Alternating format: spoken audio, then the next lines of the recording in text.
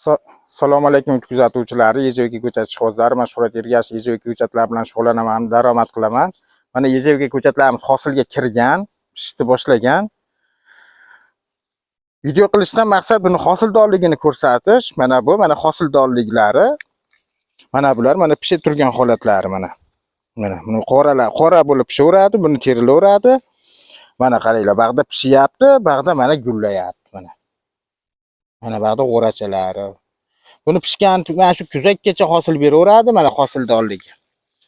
Juda ham yuqori. Loxnes degan sorti bo'ladi mana shu. Mana shular mana pishgan holatlari. Buni uzaverasizlar, buni o'z iriglashib, qorayib pishib kelaveradi. Mana bu tomondan yana gullab, yana davom etyapti mana. Mana gullari. Bu yana ham hali rostmana 100% pishgan yo'q. Agar pishgan sari bu iriglashaveradi. Mana bunisi pishgan, mana bunisi endi pishadi. Endi kattalashaveradi. Buni olsa pishganini olsa, bunisi iriglashaveradi. Mana shunaqa davom etib ketaveradi. Kuzgacha, noyabr oyigacha boradi.